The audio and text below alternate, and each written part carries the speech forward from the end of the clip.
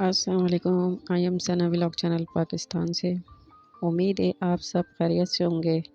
اللہ پاک آپ سب کو اپنے حفظ و امان میں رکھے۔ مجھے بھی اپنی ڈھیر ساری دعاؤں میں ہمیشہ یاد رکھیے گا اور مجھے لائک اور سبسکرائب کرتے جائے گا اور مجھے کمنٹس کر کے بھی اپنی رائے سے آگاہ کرتے جائے گا۔ آج کا ہمارا ٹاپک ہے احمد کے ساتھ آگے کیا ہوا پھر۔ مجھے غیر آلود نظروں سے دیکھتا رہا اور پھر وہاں سے چلا گیا۔ میری آنکھوں کے سامنے جیسے اندھیرا چھانے لگا۔ کچھ ہی لمحوں میں میرے ہوش و حواس سے بیگانہ ہوا اور نیچے گر پڑا۔ نہ جانے کتنی دیر کے بعد مجھے ہوش آیا۔ میرا سر شانتا کے اذانوں پر تھا۔ میں نے آنکھیں کھول کر اس کی جانب دیکھا اور اس کے چہرے پر دل آویز مسکراہٹ تھی۔ یہ سب کیا ہے شانتا؟ میں نے ہکلاتے ہوئے پوچھا۔ یہ اسرار تمہاری سمجھ میں نہیں آئے گا احمد، اس نے میرے بالوں میں انگلیاں پھیرتے ہوئے جواب دیا۔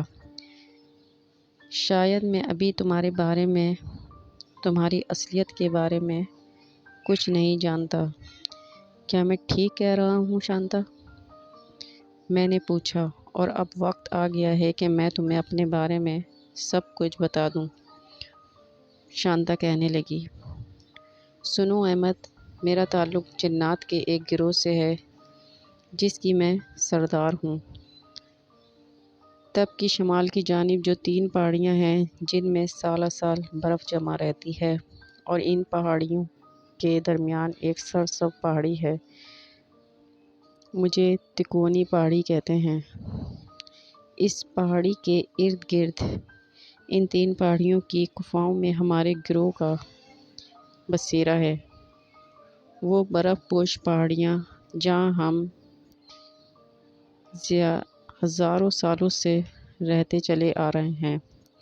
ہمارا تعلق جنات کے مسلمان قبیلے سے ہے۔ ہمارا گروہ شکتی مان گروہ ہے۔ مجھے ہر کوئی حاصل کرنا چاہتا ہے۔ اس کے لیے ضروری ہے کہ پہلے اس گروہ کے سردار کے تابع کیا جائے، تو تمام فیصلے خود بخود اس کے تابع ہو جاتے ہیں۔ چونکہ اس گروہ کی سردار میں خود ہوں، اس لیے میں بے انتہا شکتیوں کی مانند بھی ہوں۔ اب میں اس تکونی گروہ کی وہ شکتی ہوں جسے ہر کوئی حاصل کرنا چاہتا ہے۔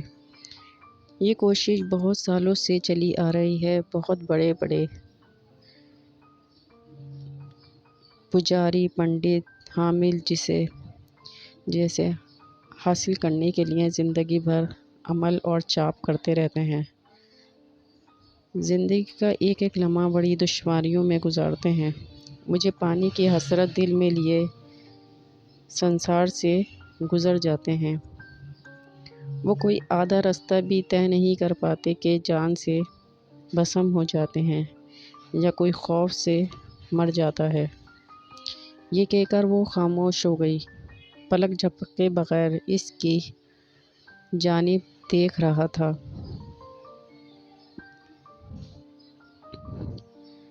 آج کی اچھی باتیں آپ سے شیئر کرتی ہوں۔ حضرت علی رضی اللہ تعالیٰ عنہ نے فرمایا ہے، مشکلات ہمیشہ بہترین لوگوں کے حصے میں آتی ہیں کیونکہ وہ اس کو بہترین طریقے سے انجام دے سکتے ہیں اور دینے کی صلاحیت بھی رکھتے ہیں۔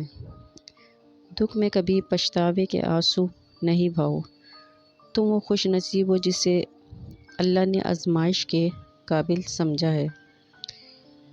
جو آپ کی برائی کرتے ہیں انہیں کرنے دیں، کیونکہ برائی وہی کرتے ہیں جو برابری نہیں کر سکتے۔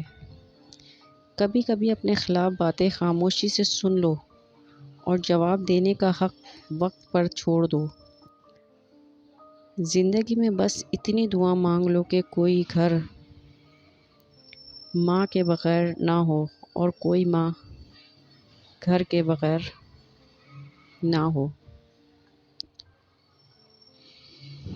بس اپنوں کا خیال رکھیں، اپنی فیملی کا خیال رکھیں، اپنے رشتہ داروں سے اچھے سے ملیں، کم ملیں مگر خوش اسلوبی سے ملیں اور ایک دوسرے کا خیال رکھیں۔